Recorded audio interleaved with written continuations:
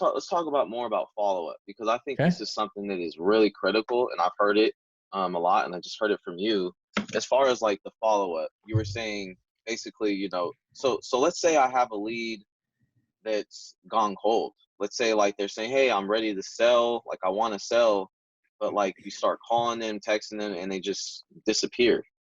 And then out of nowhere, they hit you back up and say, "Yeah, I'm looking to sell," but then just continue to, disappear and just.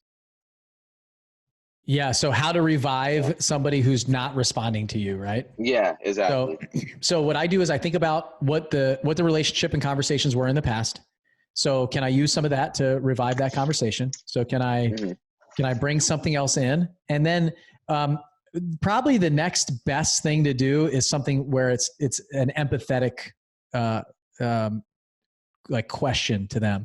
So I think Chris Voss talks about it in Never Split the Difference, where he's got like this perfect email or something where it's like, have you given up on this, with a question mark? Oh yeah, yeah. Remember Hmm. that? Yeah, I So do remember that. I think it's from that book. So I saw it on your shelf. So Yeah. Hmm. it might just be like, have you given up on the deal or on selling your house, something like that, with a question mark. Okay. And a lot of times what you can do just put that in a text message and send it.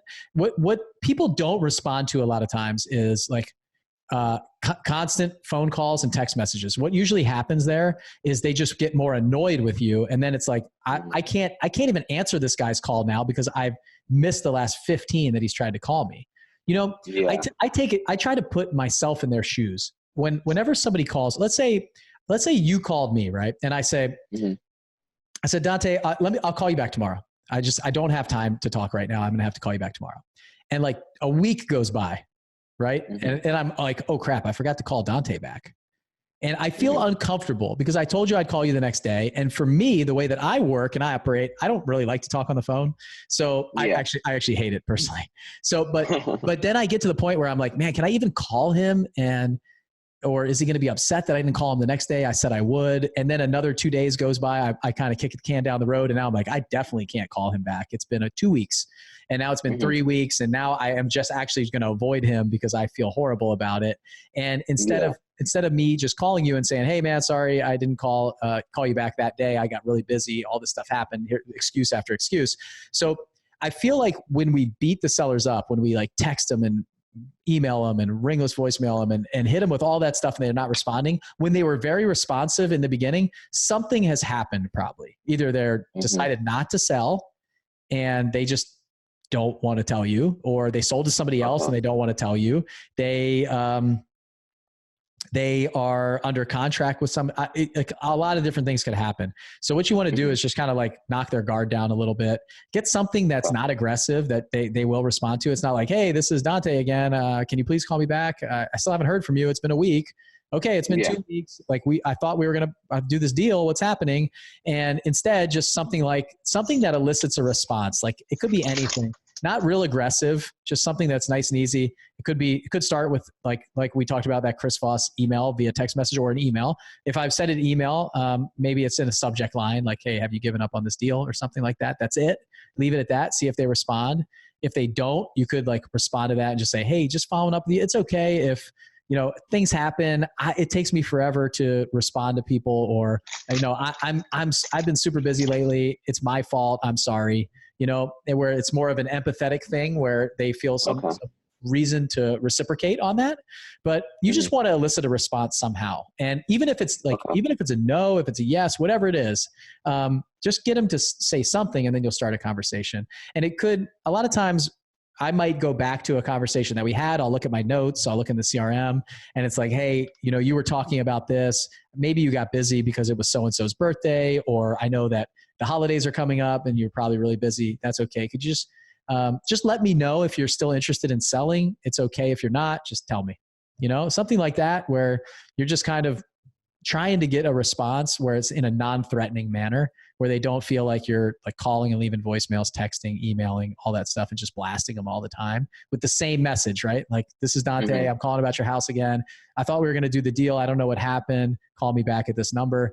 I don't know what your voicemails are like or your text message, or if you're leaving them or anything, but just go at them with a non-threatening answer. If I can find a way to see that they've read it, that helps. So a lot of email services, read receipts or things that you can see that somebody's opened it and read it. So I hate to like let the cat out of the bag, but you know, there's a lot of email services that when you open an email, it shows that this person has read your email. So at least then I know that they've seen it and they're choosing not to respond to me now. A text message doesn't show me that unless they have read receipts.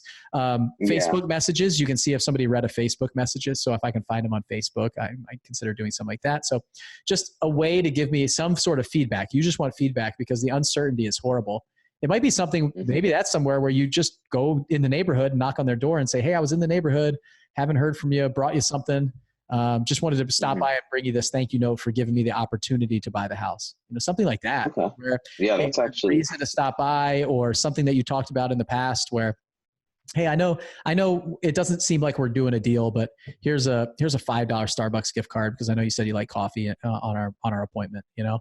And if you ever know anybody else in the area, I'd be happy to pay you for a referral or something like that, you know. So any way to get back in front of them, because it was a deal. Anyway. The worst part, I remember this from when I was going in houses all the time. The worst part is thinking that you're going to get a yes and it's a deal, and then they just go dark and silent. And I would rather know that they didn't or why they didn't or what's happening than just not knowing. Like, just tell me that you sold to somebody else. Yeah, tell me that you hate the way I look. Tell me you hate the car I drive. Like, just tell me. Just don't leave me hanging. So same thing with me. But what happens as investors, what we do is after a few weeks of follow-up, we just quit. We say, oh, you know what? Hey, this is, they're obviously not interested, but that might not be the case. Like, this guy might be in the hospital. He might have something, like something may have happened. You could even send a message like, oh my gosh, I haven't heard from you in 2 weeks. Is something wrong? Like, I'm legitimately worried about you. Do you need something? Like, I haven't heard from you. Are you okay? Like, you can say something like that. Just get creative and just figure out something to elicit a response. And you're in the cold calling game, so you do some skip tracing and stuff like that.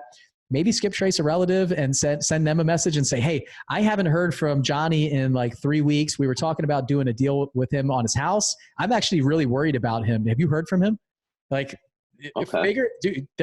get creative. There's so many ways in this business. Just find a way. Yeah, to get a response, especially if it was going to be a really good deal. You're wondering what's going on. Obviously, before I get crazy creative like that, I might go to the to like the county assessor's website and see if he sold the house already, you know? So we do that. We'll scrub our database to see if people sold their house and kind of remove them from our list and stuff. So. Okay. And I actually did have a couple more questions. All right, come on, hit me. So when someone says no, because, you know, I get a lot of no's, but you know they're in a distressed situation. Like, you know that their house is just torn up. You know that they have a bunch of code violations. You know that their property is vacant. What do you do with those no's? Is it the same process? Do you just dump them, never talk to them again, or do you? So is it a no? Is it a no, or is it like a not right now? It's like a no. I'm not looking to. Not never ever. I'm never gonna sell, but like just a no. I'm not. Yeah. So I just would put them on a long-term follow-up and check back. And even in that conversation, it might be, well, do you think that you could see anything that could come up over the next year, 2 years, or 6 months, or anything that happened that would actually make you need to sell? Is it okay if I follow up with you? Or and maybe not even asking that question. Maybe something more like, I would feel good following up with you just to check in every now and then, just to see if something's changed. Yeah, no problem. That's fine. I actually really enjoyed talking to you, so. No problem. Yeah. Check up, call whenever, you know, or they're like, the people that we remove from our list for good are only the people who are like threatening harm to my staff. They're wanting to come to our office and like lay a bomb in there for everybody. Like, the people who are really aggressive or threatening to, you know, give us bad reviews or like 1 star on Better Business Bureau, stuff like that. Like, everybody else they're never a no unless they like fully sell their house or they tell us like they're going to harm us. So we try to keep everybody in follow-up if we can. I wouldn't drop anybody from the list, but I would spend my attention different. Like, if you're a one-man show, I would work on where I'm spending my time and attention and try to automate some of the other stuff.